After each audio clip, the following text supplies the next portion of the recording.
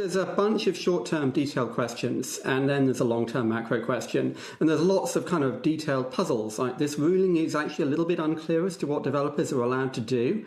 But then bear in mind, Epic is appealing. There's 2 or 3 different bills in the US Congress around the App Store and the way Apple runs the device. The EU Spotify case, basically the EU has decided that Spotify is in the right, but they haven't said what they're going to do yet. And there's probably going to be a whole bunch more stuff as well. So, Apple could probably do a victory lap over the weekend, but we're still kind of stumbling towards some new App Store model, but we don't really know what it will look like. I think the macro question is, well, actually, once all the dust is settled, who cares? I mean, this is sort of $15 billion of commission for Apple last year. It was probably 70 to 80% gains. Probably half of that was from about 0.5% of the users, we found out.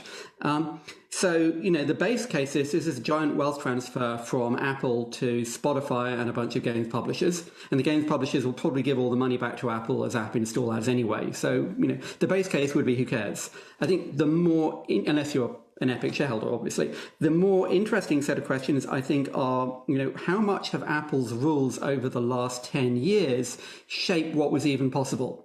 So is the reason that 80% of payment on the store is for games because that's where the money is? Or is it that Apple has kind of made nothing else work?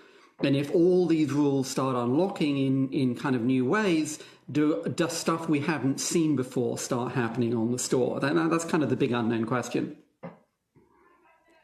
Interesting. Now, you wrote that privacy is a building block. We talked earlier about privacy being a moat. How does that play into things?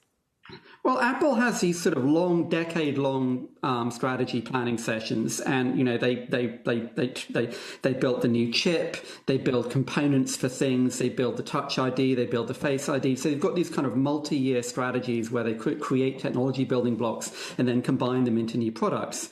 And I think it's useful to look at privacy in that context. They spent a decade making themselves a privacy company, and that's very useful if you want to do a credit card. But it's also very useful if you want to make a pair of glasses that look like this, but that have cameras built in, connected to an AI system that's analyzing what's around you. It's a lot easier for Apple to do that and sell that than for Facebook to do that and sell that. And so I think Apple believe in privacy, all this stuff about fundamental human rights. And, although they managed to avoid mentioning that most of the privacy features aren't available in China, there should be an asterisk on their billboard. What happens on your iPhone stays in your iPhone, except in China.